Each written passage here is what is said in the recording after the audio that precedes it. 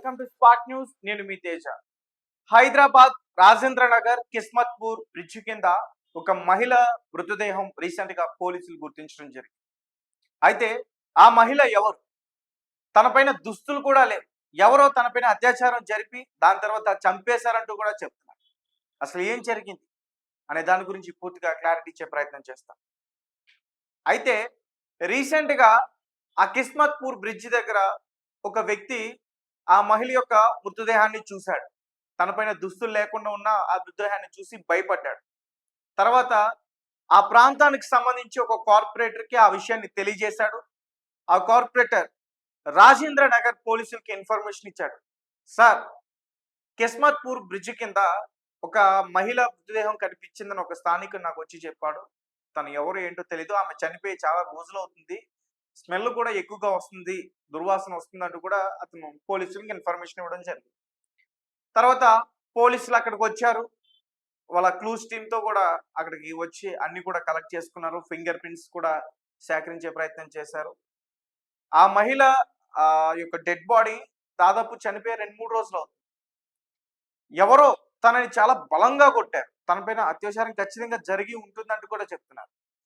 ఎందుకంటే తన పైన ఎటువంటి దుస్తులు కూడా లేవు. మరి ముఖ్యంగా ఆమె డెడ్ బాడీ దొరికిన ప్రాంతానికి కొంచెం ఒక 200 మీటర్ల దూరంలో ఆమె వస్త్రాలు కనిపించాయి. చాలా బలంగా కొట్టారు, చాలా చిత్రహింసలు పెట్టారు. ముఖం పైన, తలపైన, ఛాతీ పైన, పొట్ట పైన కట్టెలతో కొట్టినట్టుగా కూడా పోలీసులు చెప్తా ఉన్నారు. తర్వాత అక్కడ సీసీటీవీ ఫుటేజ్కి సంబంధించి ఏవైతే ఉంటాయో దగ్గరలో అవన్నీ కూడా పరిశీలించడం జరిగింది. ఆ డివిఆర్లన్నింటిని కూడా తీసుకుని చెక్ చేయడం జరుగుతుంది. కొంతమంది అనుమానితులను కూడా గుర్తించారు. వారిని కూడా త్వరలోనే అదుపులోకి తీసుకునే ప్రయత్నం కూడా జరుగుతుందని రాజేంద్ర నగర్ పోలీస్ స్టేషన్కి సంబంధించిన ఇన్స్పెక్టర్ క్యాస్టో కూడా ఆ విషయాన్ని రీసెంట్ గా మీడియా వారికి కూడా చెప్పడం జరిగింది. ఎవరు చేస్తుంటారు, ఎందుకు చేస్తుంటారు?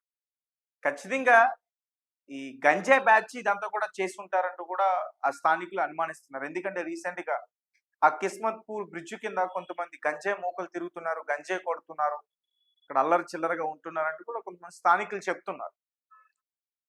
మరి మేబీ గంజాయి బ్యాచ్ చేసి ఉండొచ్చా అనే కోణంలో కూడా పోలీసులు దర్యాప్తు చేస్తున్నారు. అయితే రీసెంట్ గా ఆ మహిళ యొక్క మృతదేహం ఎవరిది, ఆమె ఎవరు అనే విషయాన్ని కూడా పోలీసులు కనుగొన్నారు సీసీటీవీ ఫుటేజ్ ఆధారంగా.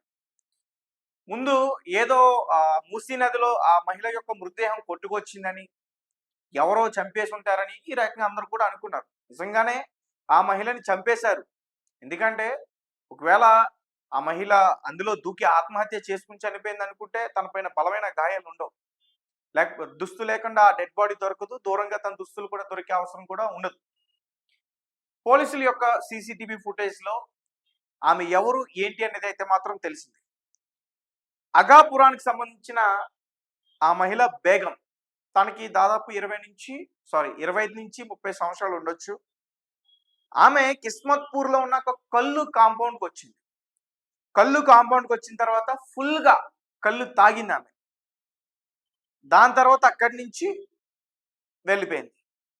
వెళ్ళిపోయిన తర్వాత ఏం జరిగింది అనేది పోలీసులు ఇప్పుడు వాళ్ళ ఎంక్వైరీలో తెలియదు. ఖచ్చితంగా తన పైన అత్యాచారం అయితే జరిగింది, తనని కొట్టి చంపేశారనేది అయితే మాత్రం నిజం.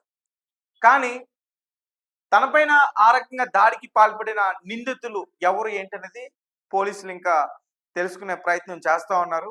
ఏదైనప్పటికీ ప్రాథమిక దర్యాప్తులో కొన్ని ఎవిడెన్స్ అయితే మాత్రం పోలీసులు సేకరించారు. ఖచ్చితంగా అదే కళ్ళు కాంపౌండ్ లో ఆమెతో పాటు మద్యం సేవించి, లేకపోతే వేరే కళ్ళు కాంపౌండ్ ఎవరైనా మద్యం సేవించి ఆ కళ్ళుని సేవించిన వాళ్ళు ఎవరైనా తనపైన అత్యాచారం జరిపి ఉంటారంటూ కూడా చెప్తా ఉన్నారు. మొత్తానికి ఆ మహిళ ఎవరు ఏంటి అనేది అయితే మాత్రం పోలీసులు గుర్తించారు. అగాపురానికి సంబంధించిన బేగం, అదే రోజు మంగళవారం, అదే రోజు ఆమె 12 గంటల టైంకి కళ్ళు కాంపౌండ్కి అయితే రావడం జరిగింది. ఒక ఆటోలో కళ్ళు తాగింది, ఫుల్గా కళ్ళు తాగి అక్కడి నుంచి బయటికి వెళ్ళిపోయింది. ఏం జరిగింది ఏంటి అనేది పోలీసుల యొక్క దర్యాప్తులో తేలాల్సింది.